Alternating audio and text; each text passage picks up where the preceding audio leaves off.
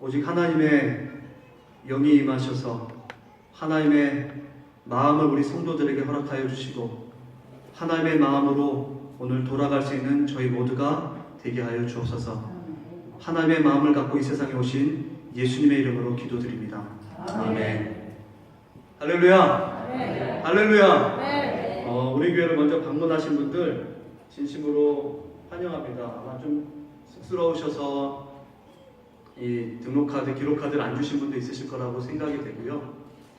롱 위켄드를 맞이하여서 여러 가지 바쁜 출타와 여행 일정을 갖고 계셨음에도 또 이 성전을 지키고 예배를 드리고자 하는 이 열심 가운데 이 자리에 참석하신 모든 성도님들께도 감사의 말씀 함께 드립니다. 몇 가지 광고를 먼저 좀 드리면요. 저희 교회에서 한 4년 전부터 하고 있는 것이 여름 성경학교인데 늘 하는 여름 성경학교인데 뭐가 다르냐? 달라요. 우리 어디를 가도 원조 콩국수집이 있고 닭갈비집 있잖아요. 저희가 하고자 하는 것은 원조 다민족 여름 성경학교예요. 다민족이라는 게 들어가요. 저희 교회에서 함께 교회 건물을 나눠 쓰고 있는 이디오피안 교회, 이전에는 미국 교회와 비엔남이 제 한 민족이었죠. 그 몽족이라는 사람들과 함께 같이 우리가 여름 성경학을 해오다가 저희가 계속 있는 우리 이디오피안들 그리고 이 옆교회에서 함께 예배드리는 온두라스 사람들과 함께 이번에도 여름 성경학교를 진행하려고 합니다. 많은 기도가 필요하고 많은 물질의 후원이 필요합니다. 또한 이전에 하셨던 대로 저희가 리스트가 있으니까 그 도네이션을 또 더 주시면 더 풍족하게 풍성하게 애들 뭐 얼마나 먹겠어? 많이 먹어요. 애들 오는 또 부모님들 손잡고 오는 부모님들 많이 드셔요. 그러니까 많은 이렇게 정성과 또 많은 이렇게 봉사로서 함께 참석해 주시고 기도해 주시고 후원해 주시면 더 풍성한 다민족 여름 성경학교가 될 수 있으리라 기대해 봅니다. 할렐루야. 여러분들의 도움으로 하나님의 역사하신 가운데 올해도 아이들이 천국의 꿈을 꾸고 천국에서 이 언어와 문화와 이 인종의 장벽을 넘어서서 하나님의 자녀로서 그러나 이 땅에서 그렇게 커가고 세워질 수 있기를 위하여 우리가 힘쓰기를 진심으로 소원합니다. 아멘. 제가 이번 주 설교와 다음 주 설교를 이어서 할 겁니다. 오늘 본문과 다음 주 본문은 또 이어져 있습니다. 기대해 주시고 같이 기도해 주시고 또 참석해 주시면 감사하겠습니다. 오늘 이 본문의 배경을 먼저 좀 설명을 드리면요. 분열 왕국 시대, 이스라엘의 분열 왕국 시대에 있었던 그 한 사건이었습니다.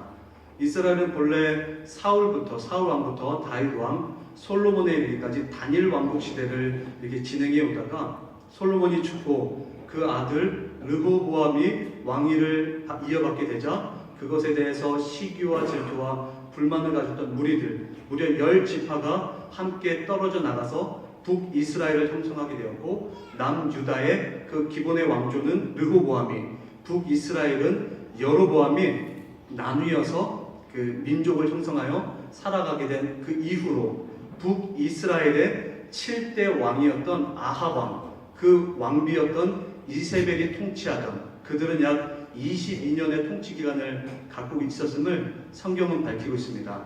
그들의 통치 기간 가운데 일어났던 한 사건입니다. 그 당시에 어떤 일이 더 있었는지 본문은 설명해 주고 있는데 바로 3년에서 3년 반 동안 극심한 가뭄으로 인하여 기근이 있었다는 것을 그들에게 설명해 주고 오늘 우리에게 말씀을 통하여 설명해 주고 있습니다. 특별히 오늘 우리가 함께 읽은 그 본문은 갈멜산 전투라는 여러분들 잘 알고 있는 본문의 내용입니다. 갈멜산 전투 1대 850의 싸움. 이러면 벌써 저는 이 본문을 읽을 때 온몸에 피가 막 돌아요. 남자다 보니까 그래? 1대 3까지는 가능할 것 같은데 1대 450? 아니 1대 850이 됐어? 그래? 어떻게 해야 되지? 막 저기 앉아 계신 분들 중에서 벌써 몇 분은 이게 뭐 온몸이 좀 들썩이는 분들이 계실 것 같아요.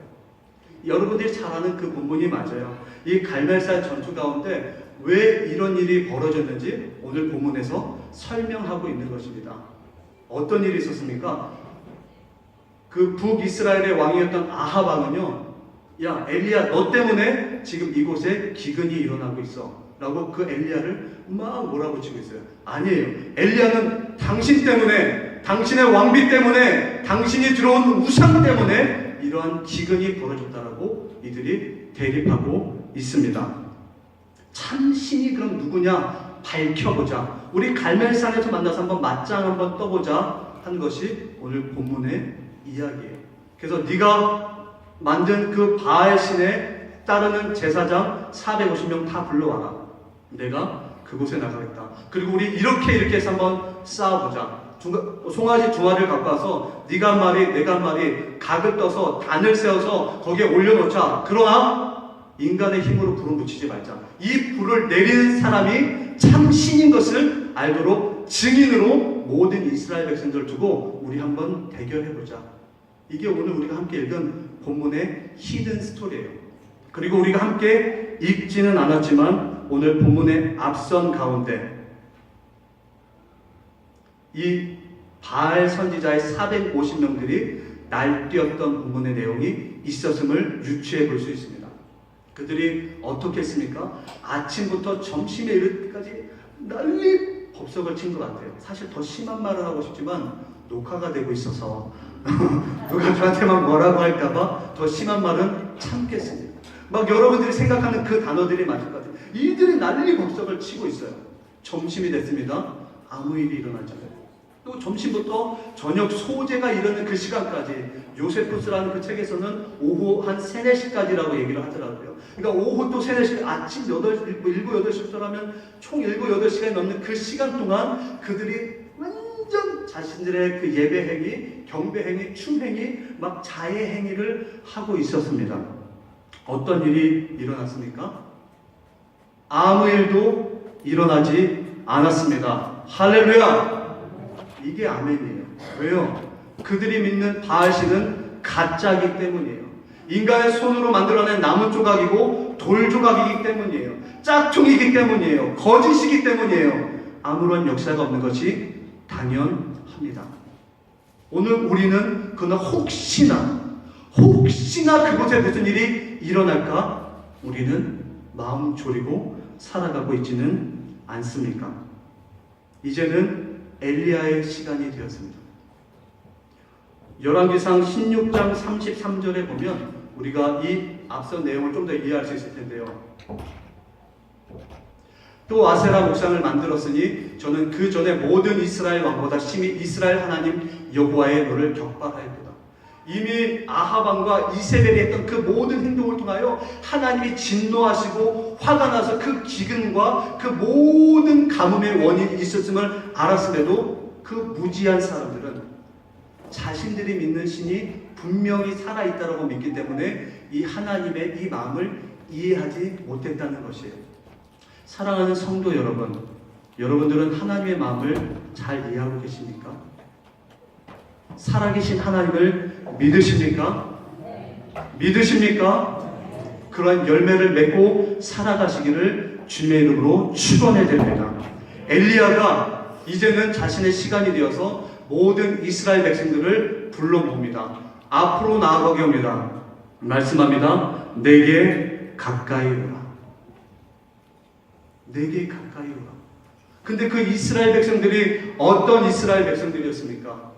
18장 20절 21절에서 이미 그들이 어떤 행동을 보였는지 잘 설명해 주고 있어요. 아합이 이스라엘 모든 제사장에게로 보내어 선지자들을 갈멜산으로 모으라 얘기를 하였어요. 21절에 엘리야가 모든 백성에게 가까이 나아오라 이르되 너희가 어느 때까지 두 사이에서 머뭇하려느냐. 여호와가 만일 하나님이면 그를 쫓고 바알이 만일 하나님이면 그를 쫓을지니라 하니 백성이 한 말도 대답지 아니하는지라. 이미 그 이스라엘 백성들은요 전력이 있는 사람들이에요. 히스토리가 있는 사람들이에요. 머뭇거렸던 사람들이에요. 이쪽으로 갈까 저쪽으로 갈까 갈팡질팡했던 사람들이 이스라엘 백성들입니다. 그 이스라엘 백성들에게 가까이 나아오라고 말씀하고 있어요. 근데 사실 그들의 삶을 조금 더 이해해 볼 수는 있을 것 같아요. 3년 반의 기근과 가뭄이 들어서 물을 마음껏 먹지 못하고 음식을 마음껏 먹지 못하고 농사를 마음껏 짓지 못하고 목축을 마음껏 하지 못하는 그런 상황이라면 얼마나 힘들고 강팍하고 바짝 쪼이는 인생을 살아가고 있었겠습니까? 근데 우리가 그것을 연민의 정으로 이해하는 거지 그들에게 동감할 수 있어서는 절대 안 됩니다. 사실 이 아합 왕이 되는 그 오므리 왕조나 그 전에 시므리 왕조를 보면서 약 60년 동안 그들이 하나님을 떠나 있었음을 우리는 그 뒷모습을 봐야 돼요. 그렇기 때문에 그들이 갈팡질팡하고 있었다는 것이에요. 하나님과 관계 없던 자들입니다. 하나님과 교제가 없었던 자들입니다. 여러분들이 생각하는 신앙생활은 무엇입니까? 저 어렸을 때 학교 다닐 때 보면은 종교란이 있었어요. 그러면 기독교라고 제가 썼습니다. 왜요? 우리 아버지가 목사님이니까 안 쓰면 혼났거든요. 그냥 종교가 뭔지도 잘 모르고 기독교라고 썼어요. 여러분, 종교 생활 하십니까? 신앙 생활 하십니까? 신앙 생활의 기본이 무엇입니까? 하나님을 아는 것 아닙니까? 예수님을 아는 것 아닙니까? 그분을 닮아가는 것 아닙니까? 할렐루야. 요한일서 1장 2절 3절에서는 이런 말씀이 있습니다. 3절만 제가 읽겠습니다. 우리가 보고 들은 바를 너희에게도 전함은 너희로 우리와 사귐이 있게 하려 함이니 우리의 사귐은 아버지와 그 아들 예수 그리스도와 함께 함이라. 신앙생활은 무엇이에요? 사귐이에요. 예수님을 사랑하시던 그 제자 사도 요한이 예수님을 본 바, 들은 바, 그의 손을 만진받은 것처럼 친밀한 교제 가운데 있었음에 그는 많은 사람들에게 전하고 예수님을 소개하고 신앙생활을 얘기할 때 바로 사귐이다. 내가 사귀는 것처럼 여러분들도 하나님을 알고 예수님을 아는 친밀한 교제 가운데 있었으면 좋겠다. 할렐루야. 이것이 진정한 신앙생활이에요. 여러분들은 하나님과 친밀한 교제가 있습니까? 그분과 사귀고 계십니까? 우리 하나님이 무엇을 좋아하세요? 저는요, 신김치를 좋아해요. 막 절인 김치가 나오면 손이 잘 가지 않아요. 저는 짠 음식이 좋아요. 막 밍숭맹숭한 거는 좋지가 않습니다. 그럼 저랑 17년째 룸을 나눠 쓰고 있는 룸메이트는 저에게 어떤 음식을 줄까요? 조금 짭짤하고 잘 익은 김치를 주게 되겠죠. 왜요? 서로 잘 아니까. 서로 잘 사귀고 있으니까. 그런데 가끔 김치가 안 올라올 때가 있어요. 맹숭맹숭한 국이 올라올 때가 있어요. 언제요? 싸울 때. 관계가 조금 좋아 보이지 않을 때는 어김없이 반찬의 숫자가 달라지고 맛이 좀 달라져요. 왜 웃으세요? 공감하시고 그런 일들이 그 집에서도 일어나는 그런 뉘앙스 아니겠습니까? 우리가 하나님을 잘 압니까? 아멘. 우리가 하나님을 잘 압니까? 그럼 이 가운데 하나님이 좋아하신 일들이 풍성하게 넘쳐나게 될 줄 믿습니다. 우리가 하나님을 잘 몰라요. 하나님이 무엇을 원하시는지 몰라요. 무엇을 바라시는지 몰라요. 그러니까 우리가 이렇게 살아가고 있는 거예요. 이스라엘 백성들이 갈팡질팡했던 것은, 머뭇머뭇거렸던 것은 하나님과 오랫동안 교제가 없었기 때문입니다. 성경의 곳곳에서, 많은 곳에서 하나님의 인도하심과 보호하심 속에 살아갔지만 위기의 상황에, 어려움에 직면했을 때 하나님을 배신하고 멀리 있던 사람들의 이야기가 성경 곳곳에 나오고 있지 않습니까? 모세가 홍해를 가를 때 그 이스라엘 백성들, 광야 생활할 때 그 이스라엘 백성들을 보면 어찌나 우리의 모습과 똑같은지 부끄러울 따름입니다. 하나님이 어디 계시냐? 하나님이 정말 살아 계시냐? 우리를 돕고 계시냐? 여러분들 자녀에게 대답해 주실 수 있습니까? 여러분들 이웃에게 대답해 주실 수 있으세요? 아니, 솔직하게 정말 믿고 사십니까?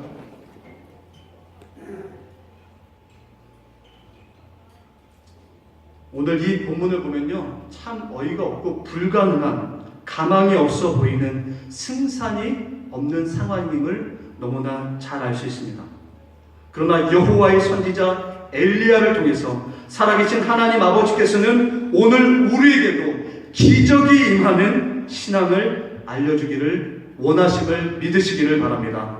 그래서 저는 오늘 말씀의 제목을 기적을 부르는 신앙이라는 제목을 지어봤습니다.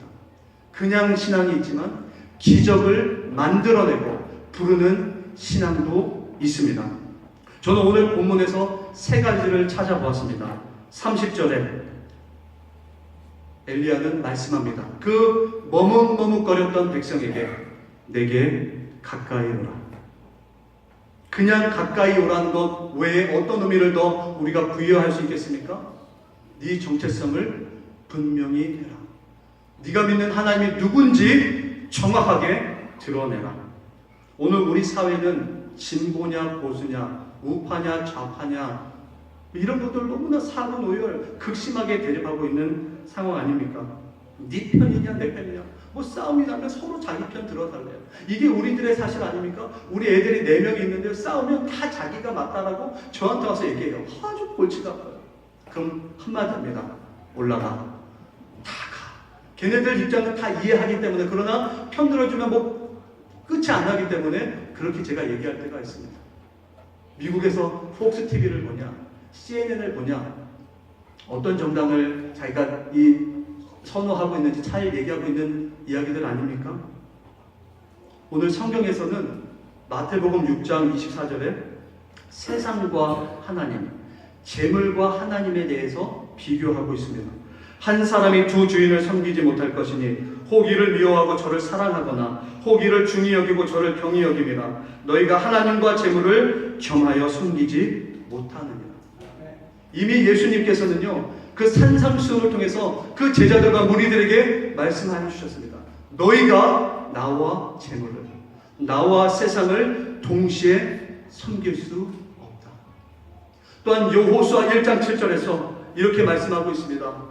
오직 너는 마음을 강하게 하고 극히 담대히 하여 나의 종 모세가 내게 명한 율법을 다 지켜 행하고 좌로나 우로나 치우치지 말라. 그리하면 어디로 가든지 형통하리니. 내 율법을 기억하고 그것을 붙잡아 왼쪽이로나 오른쪽이로나 흔들리지도 말아라. 오직 나만 바라봐라. 할렐루야. 하나님께서는 이미 말씀의 곳곳에서 역사의 신앙의 역사의 현장에서 우리에게 이미 많은 것을 가르쳐 주셨습니다. 그러나 오늘 우리의 삶은 어떻습니까? 오늘도 방황하고 있고 머뭇머뭇거리고 있고 갈팡질팡하고 있고. 아까 어린이 설교할 때 함께 읽었던 성경 말씀 있죠? 야고보서 4장 7절 8절입니다. 마귀를 대적하라. 그리하면 너희를 피하리라. 마귀는 뭐 하는 거예요? 가까이 하는 것이 아니에요. 뭐예요? 대적하는 것이에요. 그럼 하나님을 우리는 어떻게 해야 됩니까? 가까이 하라. 할렐루야. 여러분들 삶에 분명히 드러내야 될 것이 있습니다. 하나님께 가까이 가는 것이에요. 하나님의 편에 서는 것이에요. 말씀에 붙들린 바 살아가는 것이에요. 할렐루야. 그러한 신앙의 기적이 넘치게 될 줄 믿습니다. 여러분, 그럼 기적은 무엇입니까? 참 이게 불특정한 단어예요. 참 설명하기 어려운 단어예요. 과학은 무엇입니까? 어떠한 사물의 구조와 성질, 그것의 법칙을 찾아내고 만들어내는 것을 과학이라고 합니다. 이 과학자들이 증명할 수 없는 것, 측정할 수 없는 초자연적인 현상들을 그냥 빗대어 기적이라고 얘기하는 것 같아요. 그 기적. 근데 우리가 신앙적으로 우리가 이것을 붙잡는 의미는 무엇입니까? 인간이 만들어내는 것이 아니에요. 그 위에 부어주시는 하나님의 은혜와 사랑. 할렐루야. 그것이 기적 아닙니까? 우리가 기적을 만드는 사람입니까? 아니에요. 우리는 믿음을 가진 사람들이에요. 그러면 기적을 주시는 분 누구십니까? 하나님이세요. 할렐루야. 우리 샬롯 장로교에 기적이 필요합니까? 그럼 누구를 의지해야 됩니까? 누가 앞장서야 됩니까?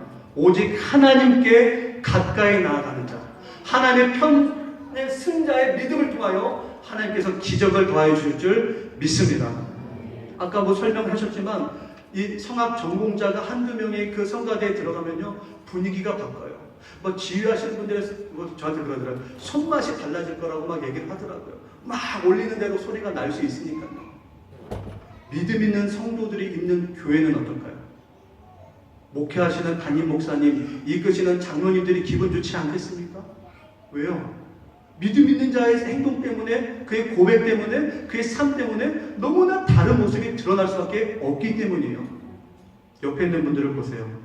믿음이 있게 생겼나 없게 생겼나? 다 있게 생기셨어요. 그럼 다시 질문할게요. 옆에 있는 분들을 보세요. 기적을 부르는 신앙을 갖고 계셨나? 아니나?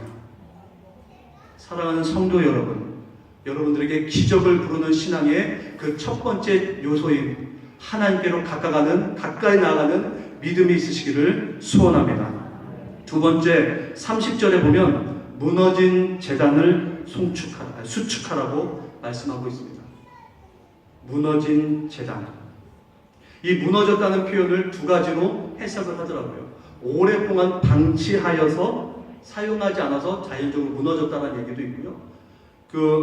열왕기상 19장 10절과 14절에서 이세벨이 핍박하는 그런 현장의 모습들을 근거로 누군가의 핍박과 방해로 인해서 그 제단이 무너진 것을 또한 의미한다고도 얘기를 하더라고요. 구약 성경 곳곳에서 제단을 쌓는 장면을 여러분들 잘 기억해 볼 수 있으리라 생각합니다. 제단을 쌓는 곳에 누구와의 만남이 꼭 있었습니까? 하나님과의 만남이 있었어요. 하나님과의 언약이 있었고 그분 앞에 나의 헌신과 다짐이 있었어요. 그 무너진 여호와의 제단을 송축하는 것이 기적을 부르는 신앙이라는 거지. 이 제단을 다시 수축한다는 말이 어렵게 느껴지십니까? 오늘 우리의 언어로 무엇으로 얘기할 수 있을까요? 예배를 회복시키죠. 무너진 우리의 예배를 회복시킬 때, 무너져 있는 우리 교회의 예배를 회복시킬 때 그곳에 기적이 넘치는 신앙이 있어짐을 믿습니다. 여러분들 기억하십시오. 하나님의 기적은, 하나님의 역사는, 하나님의 임재는 무너진 제단, 곧 예배를 회복할 때 일어나게 된다는 것입니다. 우리 샬롯 장로교회 4번의 예배 제단이 있습니다. 주일날도 있고요, 수요일날도 있고요, 금요일날도 있고요, 토요일 새벽에 있습니다. 우리는 정말 이 많은 예배 가운데 여러분 어떤 분들에게 수요 예배 제단이 무너져 있을 수 있고 어떤 분들에게 금요 예배 제단이 무너져 있는 분들이 있을 수 있어요. 세우셔야 돼요. 어떤 분들에겐 가정 예배 제단이 무너진 분들이 있으실 거예요. 기적이 일어나기를 소원하십니까? 그럼 여러분들 신앙을 보이세요. 하나님께 가까이 나아가시고 하나님 편에 서 있는 것을 보여주시고 무너져 있는 예배를 세워내셔요. 할렐루야. 그곳에 하나님의 기적이 일어납니다. 여러분 실존주의 철학자인 킬케골이라는 사람 이름 들어보셨을 겁니다. 이분이 철학자이기도 하면서 신학자이기도 합니다. 이분이 예배는 연극이다라는 그런 아주 좋은 비유를 하셨던 것이 있어요. 예배는 이 예배 관객과 예배를 또 연극을 진행하는 이런 배우 그런 것으로 구성되어 있다. 그럼 우리가 가끔 착각할 수 있어요. 앞에서 설교하는 저 잘생긴 목사는 네. 앞에서 있는 저 큰 목사는 배우고 앉아있는 나는 관객일까? 여러분 예배가 무엇입니까? 요한복음 4장 23절 24절을 우리 믿음의 고백으로 한번 읽어볼까요? 시작. 아버지께 참으로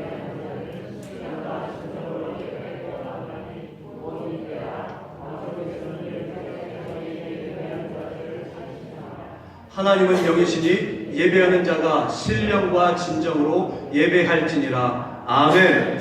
하나님은 영이시니, 하나님은 주인이시니, 하나님은 예배라는 연극을 받으시는 관객이시니, VVIP시니. 할렐루야. 여러분 예배를 받는 사람은 앉아있는 청중이 아니에요. 여러분들도 다 연기자입니다. 여러분들도 다 예배자입니다. 여러분들이 다 산 제물이 될 때 진정한 예배가 회복되어짐을 믿으시기를 바랍니다. 앞장서는 자들, 기도하는 자들, 예배를 돕는 성가대원들, 어린이 설교자들, 방송실에서 정말 빛도 없이 이름도 없이 PPT를 넘기는 분들, 아니 유아방에서 아이들 젖을 먹이고 2명, 3명을 들쳐안고 씨름하면서 애를 쓰고 있는 저희들 모든 행동과 행위가 예배라는 것이에요. 착각하지 마세요. 우리가 예배를 판단하는 자들이 아니라는 거예요. 예배는 오직 영이신 하나님이 받으시는 줄 믿습니다. 여러분들의 가정에, 여러분들의 삶에, 여러분들의 사업장에 각각의 부서와 구역과 여러가지 기관과 특별히 샬롯 장로교회 위에 무너져 있는 예배가 회복되어지기를 축복합니다. 한 사람의 도움이 필요한 게 아니라 우리 모두의 노력과 우리 모두의 헌신과 우리 모두의 순종이 필요한 것입니다. 니께 아니에요. 하나님께서 반드시 찾아 모르실 것입니다. 그럼 그때 너는 어디 있었느냐? 무너진 여호와의 제단을 수축하는 것이 기적이 임하는 신앙인 것을 기억하시기를 바랍니다. 세 번째, 마지막으로 오늘 우리에게 임하는 그 기적을 일으키는 신앙을 우리가 찾아볼 수 있는 본문의 내용은 32절입니다. 여호와의 이름을 의지하여 엘리야가 그 제단을 수축하였다는 것이에요. 무엇을 의지하여요? 여호와의 이름. 제단을 쌓았습니다. 돌을 엉켜 세웠습니다. 약 2세아의 그 곡식이 들어가, 그러니까 약 15리터의 내용물이 들어갈 정도의 그 밭이랑을 파고 도랑을 파고 그곳을 둘러 세웠습니다. 나무를 쌓았습니다. 재물을 올렸습니다. 끝났나요? 물을 부었어요. 4통짜리 물을 몇 번요? 3번을 부었어요. 이러한 행위가 오히려 하나님의 영광을 가리고 하나님을 불리하게 하는 행동처럼 보이지는 않습니까? 그러나 그가 했던 그 행위를 믿음 있는 행위, 기적의 행위라고 오늘 우리는 말할 수 있는 것입니다. 왜요? 주님의 이름을 붙잡았기 때문에, 주님의 말씀을 의지하였기 때문에, 오직 그의 영광만 바라봤기 때문에. 사무엘상 17장 45절에 보면 또 다른 싸움의 장면이 나옵니다. 이것도 불가능한 싸움이에요. 한 어린아이 다윗이 정말 2m가 훨씬 넘는 거인 골리앗과 싸우는 장면이에요. 다윗이 블레셋 사람에게 이르되 너는 칼과 창과 단창으로 내게 오거니와 나는 만군의 여호와의 이름 곧 네가 모욕하는 이스라엘 군대의 하나님의 이름으로 내게 가노라. 할렐루야. 성전 미문에 앉아있는 그 안진뱅이를 치료하기를 원하는 그 간절한 마음이 있었던 베드로와 요한은 어떻게 그를 치료하였습니까? 근거는 내게 없거니와 내게 있는 건 내게 주니 곧 나사렛 예수의 이름으로 일어나 걸으라. 할렐루야. 오늘 우리가 의지하는 칼과 창과 단창이 무엇일까요? 경험, 가족, 가문, 지식, 돈, 수많은 것들을 우리가 대신할 수 있지 않습니까? 그럼 결국 싸움에서 백전백패 질 수밖에 없어요. 오직 여호와의 이름을 의지하는 것, 오직 예수 그리스도의 이름을 붙잡는 것이 기적의 신앙의 시작임을 기억하시길 바랍니다. 사랑하는 성도 여러분, 그리고 나서 엘리야가 드린 것이 기도예요. 오늘 이 엘리야의 기도와 이 기도의 결과는 제가 다음 주에 더 풍성한 내용으로 함께 나눠보고자 합니다. 그런데 이 역사의 현장 가운데 우리가 함께 그것을 목도하는 자들이라면 오늘 우리가 어떤 일을 해야 될지 마음에 다짐이 쓰지 않겠습니까? 엘리야의 행동을 통하여 우리가 배울 수 있는 것들, 엘리야가 임하셨던 하늘에 불 내리는 그 놀라운 기적과 그 능력을 경험하는 삶을 살고 싶은 우리들이 해야 되는 것. 다시 말씀을 정리해보면 믿음으로 그분의 앞에 나아가는 것, 내 노선을 분명하게 보이는 것, 그저 차에 그 물고기 표시 붙이고 살아가는 것이 아니라 나의 삶 가운데 정말 하나님의 사람인 것처럼, 예수의 사람인 것처럼 정말 행동하고 살아가는 것, 내가 맺는 말을 지키기 위하여 살아가는 것. 또한 무너진 제단, 가족 예배 반드시 세워주십시오. 부역 예배 반드시 드려주십시오. 각 기관, 각 모임 가운데 사업장에서 일을 시작하기 전에 꼭 예배를 드려주십시오. 무너진 제단이 수축되어지고 세워지는 그곳에 하나님의 기적이 넘치게 될 줄 믿습니다. 그곳에 여호와의 이름을 의지하는 자들, 오직 예수 그리스도의 보혈에 피 묻은 그 이름만을 붙잡는 자들에게 이 기적은 임하게 될 줄 믿습니다. 그 목사님 질문 하나 있어요. 우리 샬롯 장로교회도 가능하겠습니까? 아멘. 샬롯 장로교회도 가능하겠습니까? 아멘. 저 사실 말씀 준비하면서 오늘도 펑펑 울었어요. 이 질문 앞에 서서 펑펑 울었어요. 올 때 전기현 장로님이 사무실에 들어오셔서 눈물을 어떻게 제가 닦지를 못하겠더라고요. 저한테 질문하시는 거예요. 정말 그러면 샬롯 장로교회도 이런 기적이 일어날 수 있겠니? 저에게 이 믿음을 요구하시는 것 같더라고요. 대답하기가 너무 쉽지 않았습니다. 너 정말 내 편만 들어줬어요. 너 정말 삶의 곳곳에서 무너진 너의 예배를 늘 세울 수 있겠니? 언제나 어디서나 네 이름이 아닌, 네 능력이 아닌 오직 예수님의 이름, 나의 이름만 붙잡고 살아갈 수 있겠니? 여러분들에게 동일한 질문을 드립니다. 아멘으로 믿음을 고백하시는 여러분들을 통하여 우리 샬롯 장로교회가 반드시 기적의 주인공이 될 줄 믿습니다. 이곳에 성령의 불이, 부흥의 불이, 회개의 불이 내기를 축복합니다. 우리 오늘 말씀 가운데 39절의 말씀을 같이 리핏 한번 했으면 좋겠어요. 제가 모든 백성이 보고 엎드려 말하되 하면 여호와 그는 하나님이시로다, 여호와 그는 하나님이시로다. 우리 함께 크게 외쳤으면 좋겠어요. 정말 이 교회에서 우리가 늘 불려야 될 이름, 늘 높여야 될 이름은 오직 여호와 한 분 이름밖에 없음을 저는 믿습니다. 모든 백성이 보고 엎드려 말하되 여호와 그는 하나님이시로다, 여호와 그는 하나님이시로다. 할렐루야. 하나님은 살아계십니다. 하나님은 이곳에 계십니다. 하나님은 오늘도 치료하십니다. 함께 기도하시겠습니다. 참 좋으신 하나님, 오늘도 우리에게 기적을 부르는 신앙에 대해서 알려주시니 감사합니다. 오늘 우리에게 말씀하신 것처럼 내게 가까이 오라. 네 삶의 우왕좌왕 사방팔방 방황하는 것을 끝이고 내 편에 서라 말씀하시며 무너진 여호와의 제단을 다시 한번 수축하라 하시며 우리의 삶의 곳곳에 멈춰있는 예배를 회복하게 하시고 오직 여호와의 이름만 의지하며 나아가게 하심에 감사합니다. 어떤 사람의 위로도 우리에게 정말 큰 위로가 되지 아니하고 큰 도움이 되지 않지 않지만 하나님, 오직 살아계신 하나님의 능력이 우리의 삶에 임하여서 늘 회개의 불이, 늘 아버지 정말 부흥의 불이, 성령의 불이 있는 우리의 삶이 되게 하여 주시고 우리 샬롯 장로교회 되게 하여 주시옵소서. 예수님 이름으로 축복하며 기도드립니다. 아멘.